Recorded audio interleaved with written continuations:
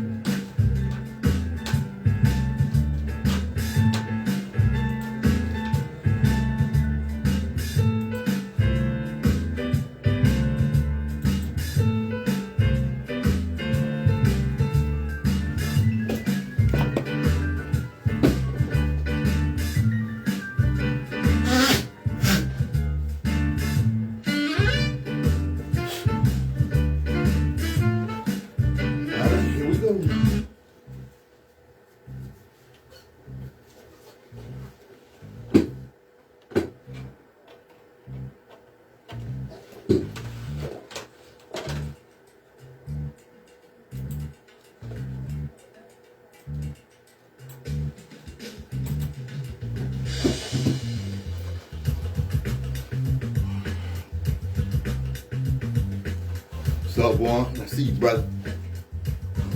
All right.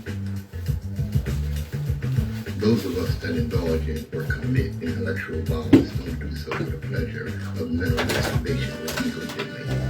We do so because the chains of oppression on people's minds are deep and difficult to remove.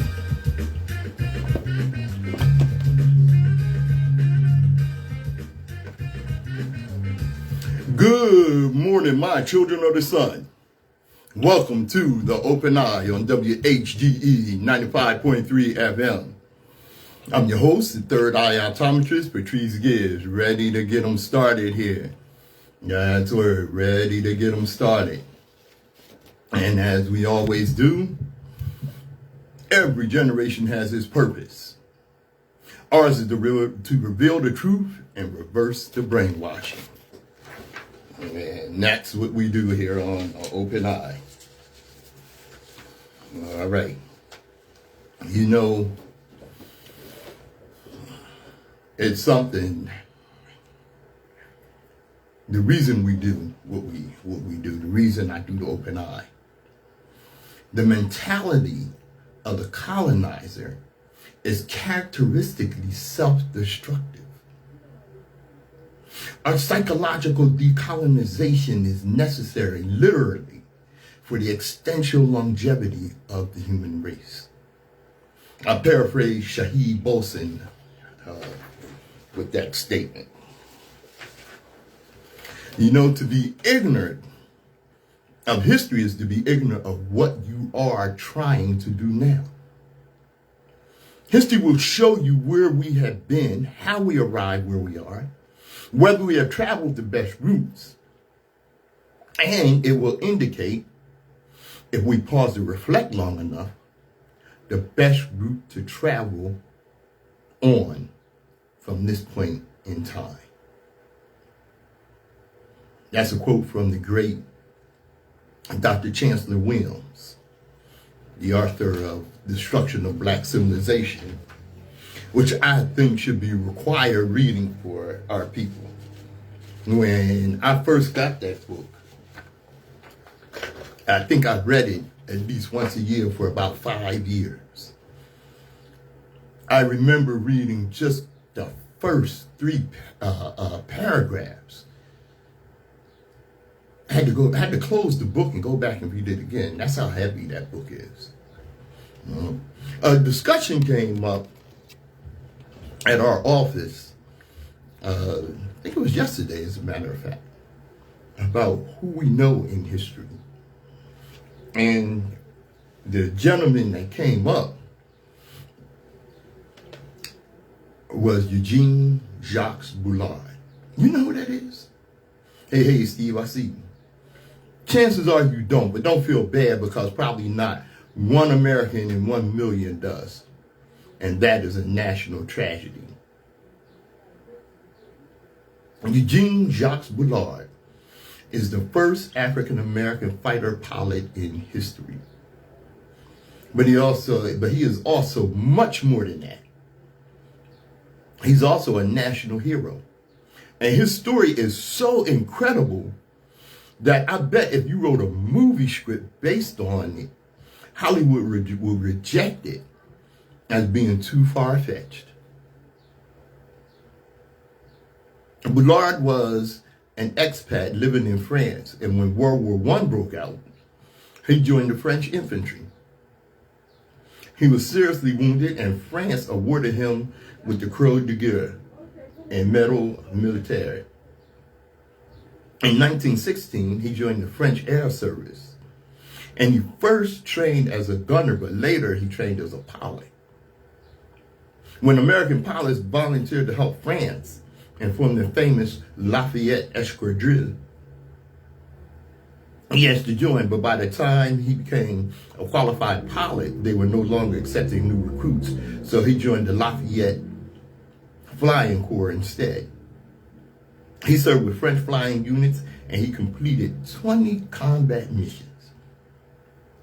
When the United States joined the war, Boulard was the only member of the Escadrille or the French Flying Corps who was not invited to join the U.S. Air Service. The reason?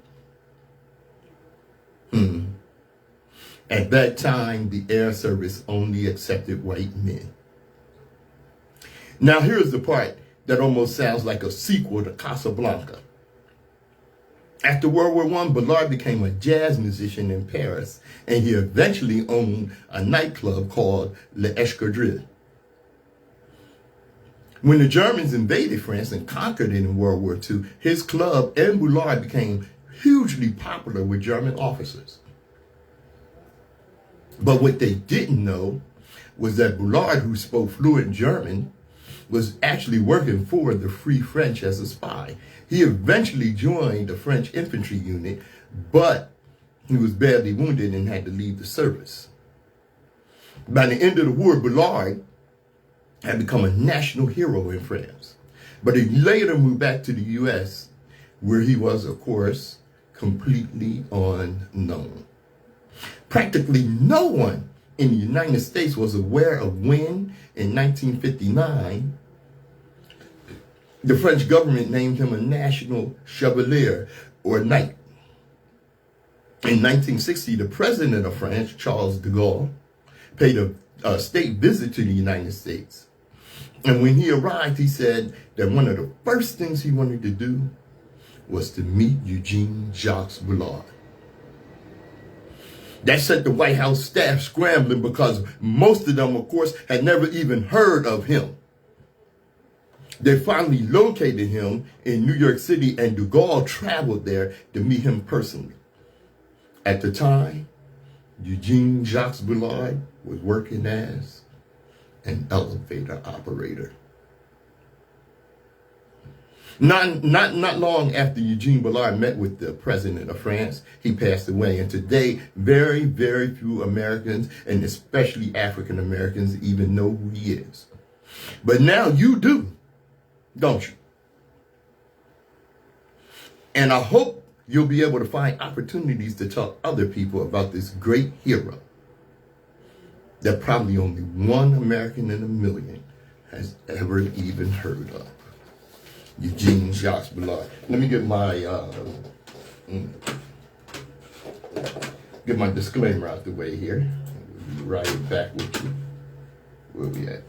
All right. No, it's not here. Give me a second. Sorry. All right. There it is. Okay. The views and opinions expressed on the Open Eye are those of the hosts, guests, and contributors, and do not reflect the policy or position of WHGE 95.3 FM, nor our sponsor, the Delaware Center for Homeless Vets.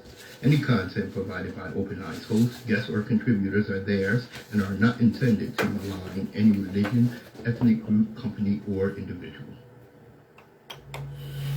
WHGE 95.3 FM, the Open Eye. Yes, indeed. Get right back with you here. Give me a second. All right. Yeah. All right. You know, with all the stuff going on in that has been going on in the Middle East. Reminds me of this quote from George Carlin. It's way beyond ironic that a place called the Holy Land is the location of the fierce, most deeply felt hatred in the world. Because what's going on there, and that has been going on for eons, as far as the involvement of Israel, it's 75 years. There's not a lot holy about that land. And of course, the unholiness didn't just start. It started with the belief of Europeans, or the decision of Europeans, to create this religion, Christianity. What is Christianity? It's the popular belief that a celestial Jewish baby, who is also his own father, born from a virgin mother, died for 3 days so that he could ascend to heaven on a cloud and then make you live forever, only if you symbolically eat his flesh, drink his blood, and telepathically tell him you accept him as your Lord and Master, so he can remove an evil force from your spiritual being that is present in all humanity, because an immoral woman made from a man's rib was hoodwinked by a talking reptile, possessed by a malicious angel, to secretly eat forbidden fruit from a magical tree. Y'all believe that, huh? You know what? I'll tell you something. In the Bible, the God of the Bible actually sold slaves. And you can reference what, Joel 3:8. Remarkable. God is committing such an unbelievably unrighteous, heinous act. He stands alone. You apologists, you know who you are. I challenge you to name for me another God supreme being that also engaged in this form of despicable behavior. To make my point, I did advanced research and I looked at Nam, Ra, Mangu, Allah, Krishna, Buddha, and I could find no evidence whatsoever of any of them ever committing such deplorable and immoral acts as selling slaves. So if you religious misfits, find for me another supreme being that is as diabolical as the demon that you serve. Take your time. I'm around. Yeah, I'm sure some of you didn't like that. But consider where this came from. Constantine. He changed the Sabbath from the seventh day to the first day, the venerable day of the sun. Adopted pagan festivals and did away with Jehovah's feasts. Arrested and killed many who observed the biblical times and seasons. Basically invented Christianity, set up on pagan traditions such as Easter and Christmas. Think it's time to leave Babylon. You know. Now, I tell you what. Some people who call themselves Christians would hear what I say and they would be real angry with me. And, you know, it's interesting and it's really disturbing how our people will accept a particular dogma and understanding and defend that understanding even to the point of violence. Because remember, Christianity, Islam, and Judaism are not popular by the quality of their wisdom, but they're popular by the quantity of their violence. Even when presented with new information, this is across the board, Christian, Muslim, Moor, and the conscious community, I've seen people actually threaten bodily harm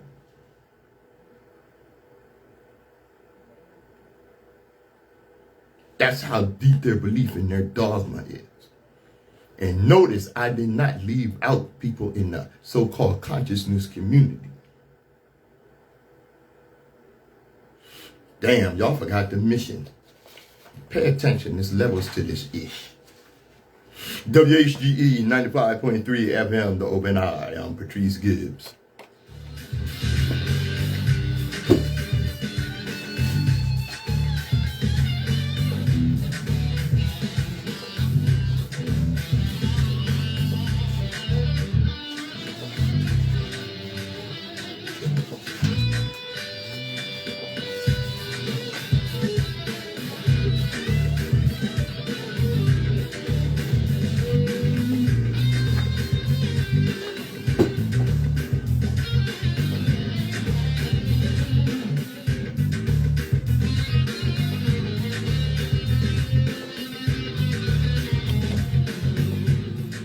WHGE 95.3 FM. You're with Patrice Gibbs on The Open Eye. How many times have you heard this? And I always think it's amazing and so ignorant. You know, ignorance is an amazing thing. You know, when people die, they don't know they're dead. It's the same thing when people stupid. They don't know they're stupid. The people around you and the people that got to deal with you as dumbass know you stupid. And when your dumbass get up and say something like, I'm tired of paying for lazy idiots on welfare. I'm tired. I'm tired of paying for wars.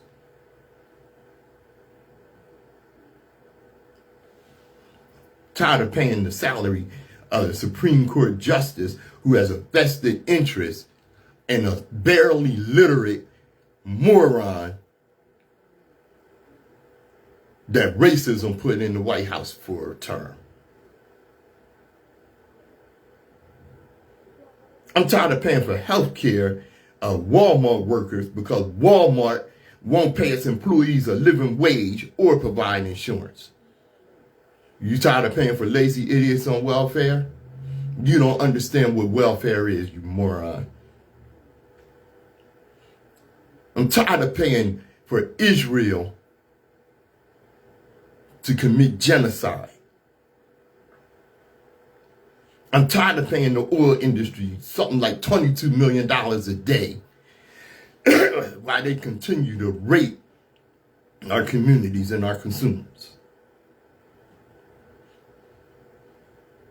And I'm really tired of hearing all the problems in the country being blamed on people who are struggling to make it through one more day.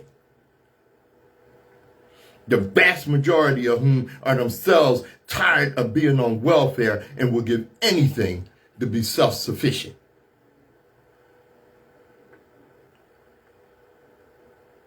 Because you can't afford self-sufficiency.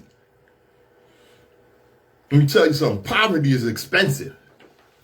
That's right, it's expensive to be poor. Not only is it a strain on the little bit of money you make, it's a strain on your psychology, your mental health, and your physical health. You know, in 1 year, the average American taxpayer making $50,000 a year, which is not middle class. Don't get it mixed. Because of the way the economy is and because of the way capitalism sets up exploitation of the lower classes or those on the lower economic rung, people hear $50,000 a year and say, oh, he's making a good living. No, he's not. Not in this economy.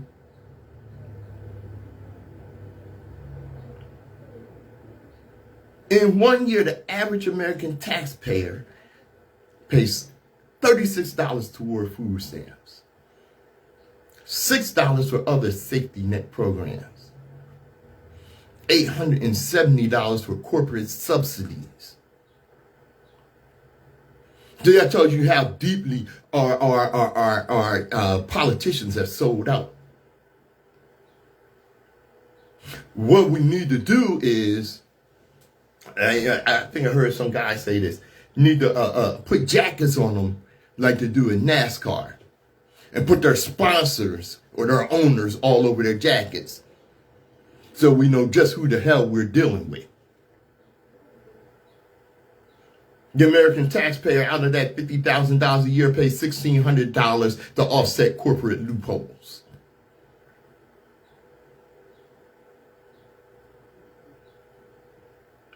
$1,231 to offset losses from corporate tax havens overseas. But y'all want to make America great again. If you think this is fair, you're either wealthy or you just ain't too damn smart. Okay.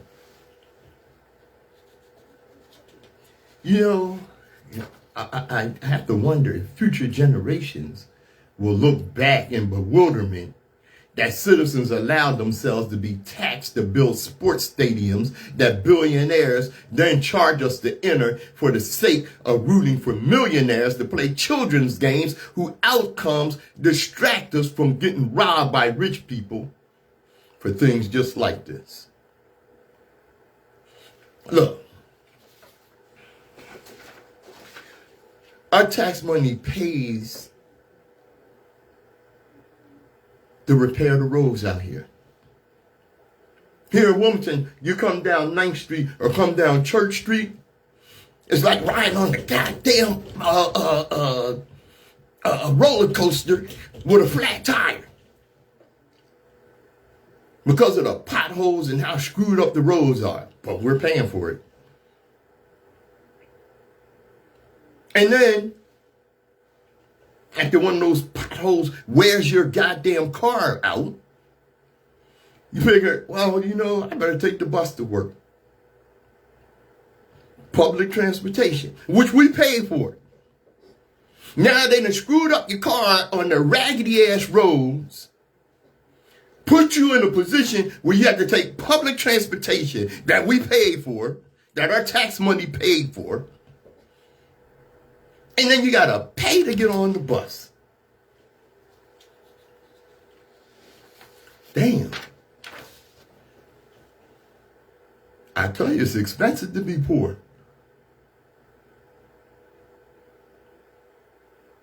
And you got these morons. I can remember, and this was years ago, a popular radio talk show host who was not a rich man, was on the air touting the Republican president's plan at the time to cut taxes for the wealthy. And he was on singing this song, yeah, because what happens is when you cut taxes for the wealthy, they create jobs. No, they don't. They take that money and do dumbass stuff like buy a rocket to go up in space for 15 minutes at $1 billion. In the meantime, yeah, companies like Heinz Kraft getting subsidies, but their profits is over $8 billion. ExxonMobil getting government subsidies, but the profits were $9 billion. Oh, it gets worse.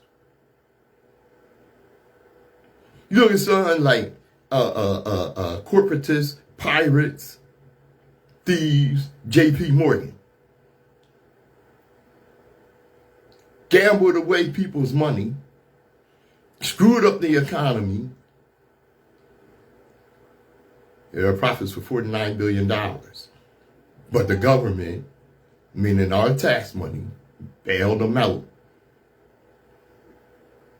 Yeah. And that list just goes on and on. Walmart, $155 billion, but won't pay their employees a living wage. Many Walmart employees are on food stamps because they're not getting paid enough to survive.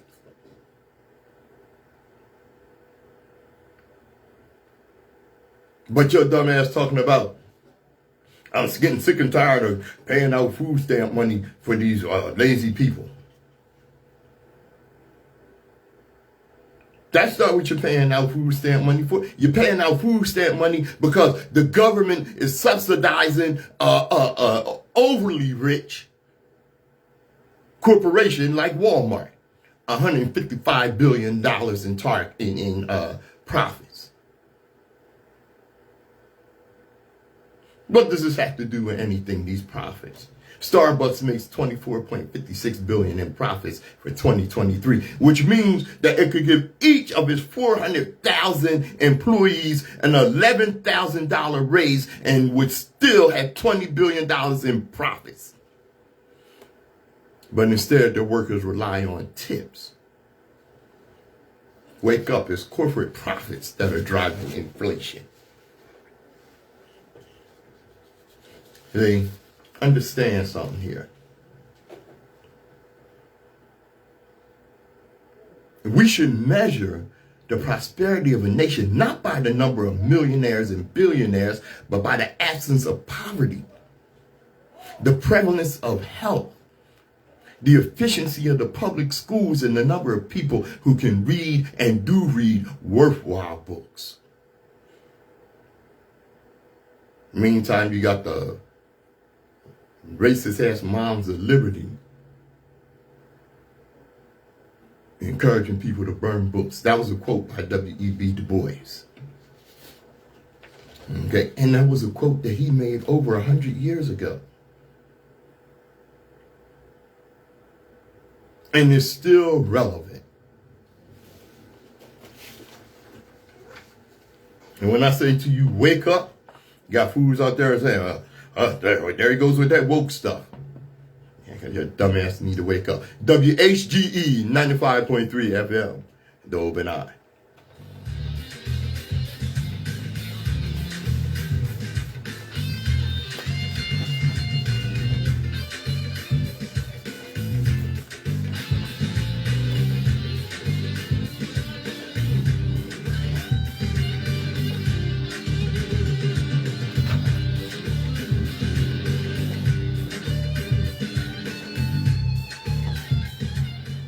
All right.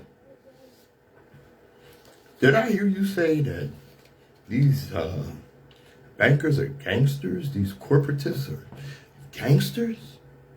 Yes. That's exactly what they are. Yeah, it makes me think of a scene in The Godfather when Michael Corleone went back to ask was her name Kay to marry him, and told her he was working for his father now. And she said, "Well, I didn't think you weren't going to be a man like your father."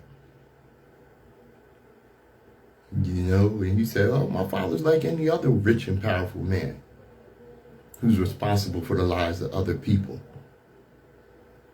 And she asked him, "You know how naive you sound? You know, comparing your father to senators and congressmen, they don't have people killed." He said, "Who's being naive?"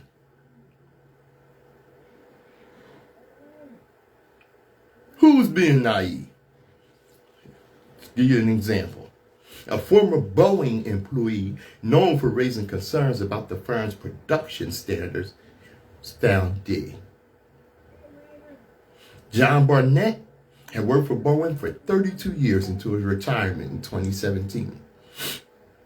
In the days before his death, he had been given evidence in a whistleblower lawsuit against the company. Boeing said it was saddened to hear of Mr. Barnett's passing. The Charleston County coroner confirmed his death to the BBC on Monday. It said the 62-year-old had died from a self-inflicted wound. and police were investigating. John Barnett was supposed to answer questions as part of a deposition he had been giving earlier related to a legal dispute with his former employer, Boeing, which had been dogged by safety concerns, some of which he had raised. But he didn't show up. He didn't show up. When his legal team called him repeatedly to no avail, they eventually asked the hotel he was staying at to check in on him. That's when Barnett was found dead in his truck in the parking lot. Yeah, right. Self-inflicted. I doubt that. How many self-inflicted deaths have recently been called out? Black people in the South. I ain't talking about during Jim Crow. I'm talking about in the last few years. Strange fruit. Black people hanging from trees. And every time it's called suicide. People with their hands tied behind their back. What do you do? Tie your hands behind your back and jump through your hands tied and put the tree around your neck? Put the rope around your neck and jump and hang yourself from the tree? Self-inflicted. I'll be damned. Yeah. You know, it's moving right along. It's something that the healthcare here in America is still one of the worst healthcare systems in the world. Talked about that not too long ago. Just for comparison's sake. Healthcare in Japan. 100% of Japanese have health insurance. 100%. Costs a half of what we spend in the U.S. The Japanese get to choose their own doctors. The Japanese can see their doctors twice as often as Americans. The Japanese have the world's longest life expectancy. Can't get that out. The Japanese have the second lowest infant mortality rate. 95% of Japanese healthcare is not for profit. The government sets all fees for medical services and drugs in Japan.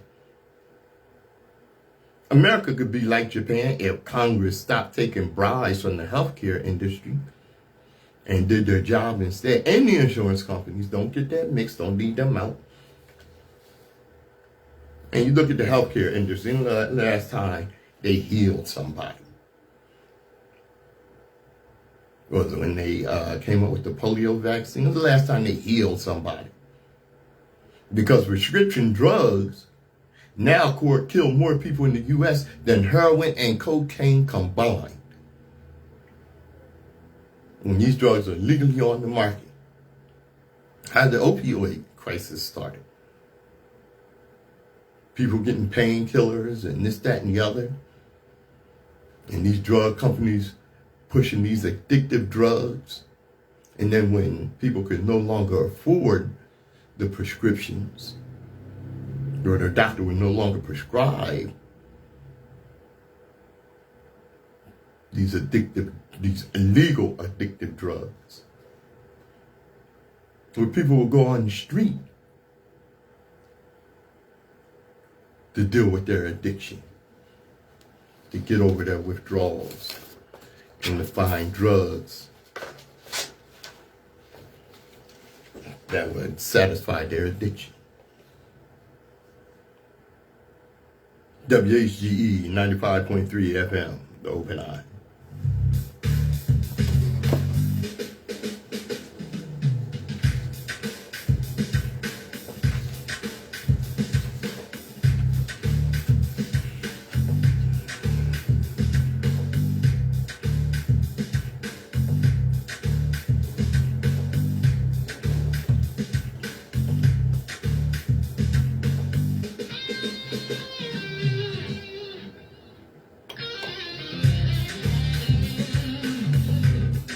WHGE 95.3 FM, the Open Eye.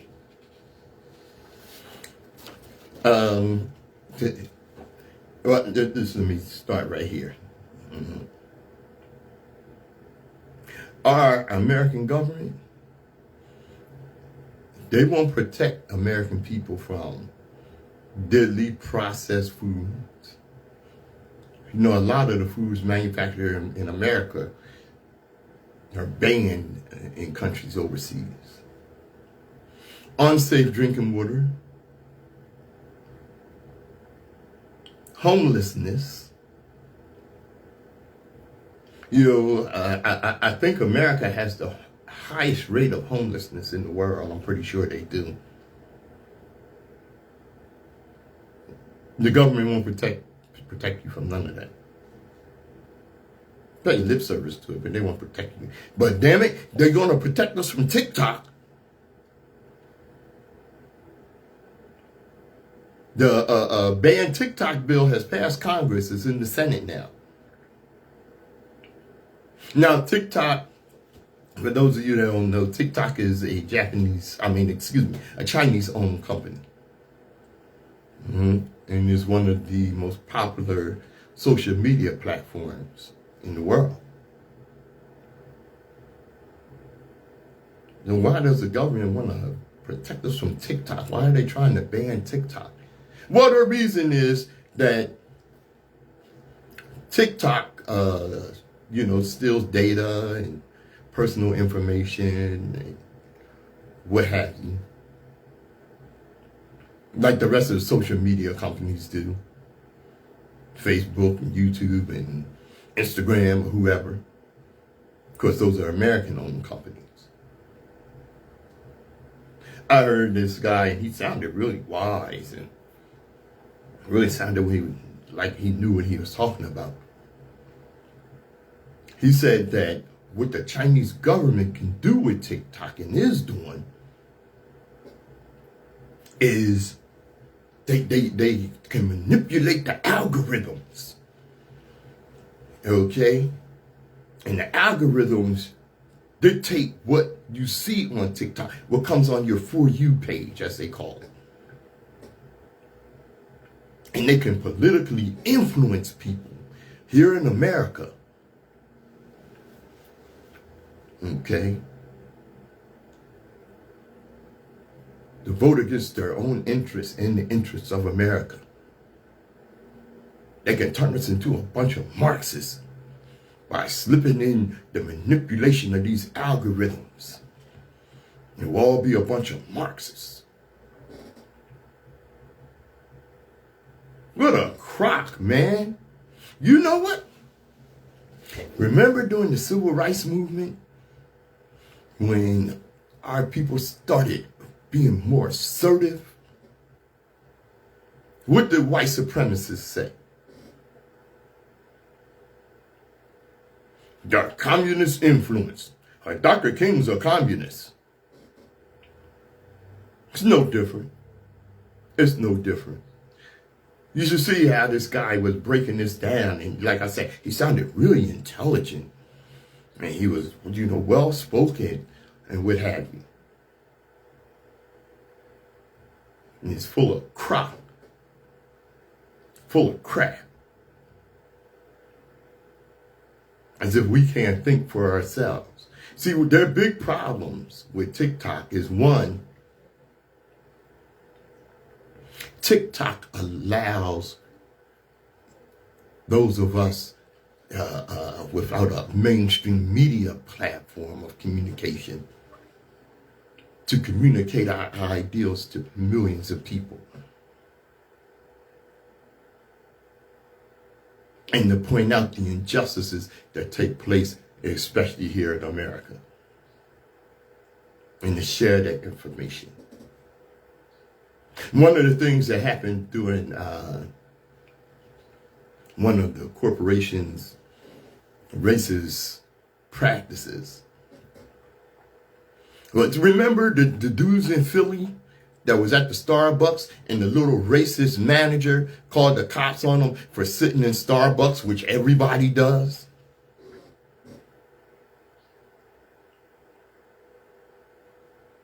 Okay? That went viral across social media. And TikTok was one of the platforms that people used to call out Starbucks on this racism.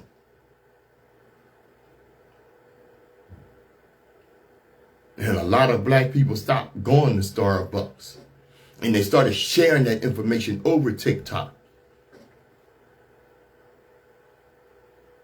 So corporations like Starbucks don't want TikTok without some of the restrictions that the Americans put on other social media. And you know what? Let me tell you this also. Because a lot of people use TikTok to make money. Small businesses, small business people, and what have you, push their products over TikTok. And the corporations don't want that. Okay? They definitely don't want that. Yeah, they can protect us from TikTok. And don't get it mixed. Now, TikTok at this point is looking for the American voter, black people included, to do something about our politicians, to push our politicians not to pass this ban. Now, I'll tell you something, black people. TikTok, like any other large corporation, is not interested in black people pointing out the injustices that we suffer. I know many TikTokers that have been banned from making live TikTok videos because of them taking a stance against white supremacy. So TikTok, if you want our support, what you need to do is to start playing fair with us. Stop supporting white supremacy. You see where it got you. And of course, the thing is, the American-owned social media platforms, what they really want is to force TikTok to sell. See, TikTok's not actually going anywhere. But the plan is to force it to sell, which it will sell for billions of dollars if this ban is passed in the Senate. It's already passed the House. And it will be bought up by white supremacist corporations. Don't get it mixed. WHGE 95.3 FM. The Open Eye, moving right along. Okay. Yeah, it's something when, oh, you know what? Maybe I better go here first. All right. Let's see here. Okay. Recently, a video came up and it's been getting around of a racial educator, Jane Elliott. Now, I didn't catch the whole video. It's been floating around. I haven't caught the beginning of the video. But Jane Elliott used the N-word with a hard R, a hard ER. And she justified her use of the N-word by pointing out the fact that she teaches on racial issues and she understands, and because there was I guess it's the black guy that was filming the video. All right. And she said he understood. It was a white guy that called her out for using the N-word. And she went into the explanation of why you shouldn't use the N-word, especially if you don't understand the racial context, and especially if you know that's a derogatory term. Let me tell you something. Nobody is above reproach. And that includes Jane Elliott. Check yourself, Jane Elliott, if you up calling the N-word. Don't gaslight people, and don't use the excuse of your mission to educate. Now, when she got called out on that, her and a lot of other white people, and it's just another form of reverse discrimination. It's amazing how the majority of white people equate accountability with hate. And it makes me think of this white chick on social media that made a video, and she asked, do some black people hate white people just because they're white? And when black people express disdain for white people, isn't that reverse racism? Or when black people point out the racist problems that they have to deal with and point to the history and the ongoing systemic racism, isn't that isn't that white hate? It's amazing how the majority of white people equate accountability with hate, accountability with discrimination, accountability with being counseled. Anything to squirm out of the reality of actually being accountable.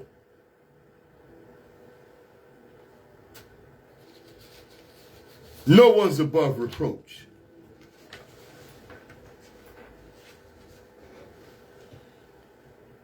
You know, it doesn't matter how many black friends you have. It doesn't matter who you down with. It doesn't matter how tight your flow is on the mic. It doesn't matter how many black people you heard say it. If you are white, you are not allowed to use the N-word. Jane Elliott. No one's above reproach. It's not funny. It's not cute. It does not make you hip. It will never make you one of us. Don't do it. Race educator Tim Wise explained there are two conversations that have to be had about that word. There's a conversation that black people have to have and are having, and it's their conversation. White people have no part, nor should they be part or try to even influence that conversation, because as white people, you will not bear the consequences of whatever decision black folks make about when and if and how to use the word. Tim Wise said, as a white person, I have to trust, unless I'm a racist and a pretty vicious one at that black folks are smart enough to figure out for themselves when and how and if to use the word. The second conversation that has to be had, that white people have to engage in, which is, should I ever use it? And the answer to that is very simple, Jane Elliott. And it's very obvious. And the answer is no. Irrespective of how many nice young white folks who say black people use it and it's a double standard. Well, get over it, because so is history. Get the hell over it. In historical context, it has never been used as a term of endearment in the mouths of white people. It has always been used as a denigrating slur by white folks. It's not cute or ironic. It doesn't work. Don't use it. Really hip white people never have to deny being racist. Never have to tell you how many black friends they have. They don't need a black pass and are far from too hip to ever use the N-word. And as for honorary blacks, stop inviting people to the barbecue when your ass can't come to the barbecue your goddamn self. There's no such thing as an honorary black. WHGE 95.3 FM, The Open Eye.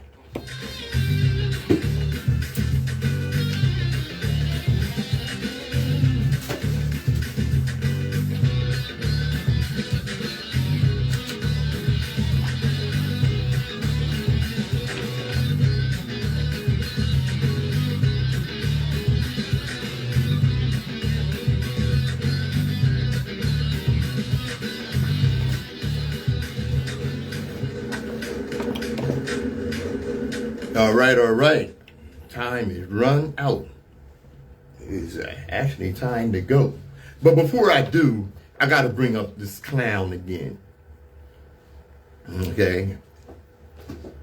The Lieutenant Governor of North Carolina. Okay. Mark Robinson. Now he's the Republican Party's nominee for governor of North Carolina. He is endorsed. It's a black dude. He is endorsed by Donald Trump. That tell you all you need to know about this idiot. Donald Trump said he's Martin Luther King on steroids. Nah, he's Martin Luther King on crack. Nah, you know what? I take that back. He's a mentally ill,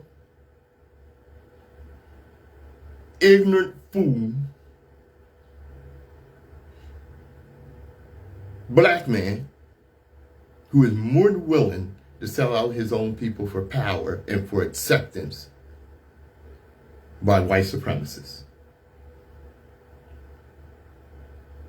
Okay? This cat actually said, Mark Robinson, he said black people do not deserve reparations. We need to pay reparations to white people for saving us from slavery.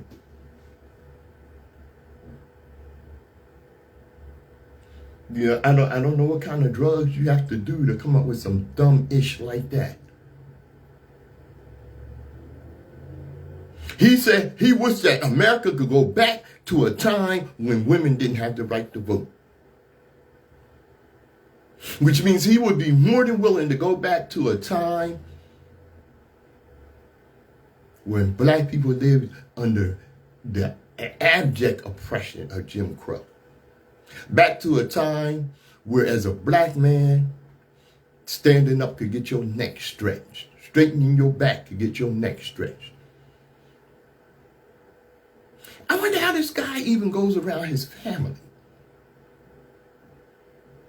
Because he's an outright idiot. Like I said, you know. He wants to invite people to the barbecue. But damn well, he can't come to the barbecue himself. But he's going to invite people to the barbecue. Oh, boy. Yeah. WHGE 95.3 FM.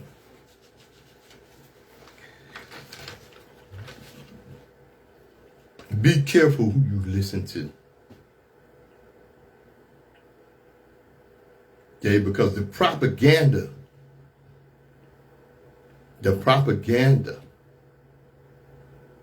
pushed by the mainstream media will make you a damn fool. Tune in to the Open Eye. WHGE 95.3 FM. I see you, Brother Carey. And as we always tell you, destiny determines who enters your life, but you decide who stays. Therefore, value those who value you, and don't treat those as a priority who treat you as an option. Thanks for joining us on the Open Eye.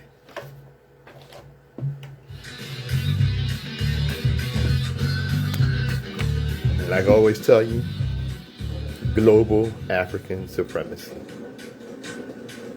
Because the world would be a much better place when the African rules.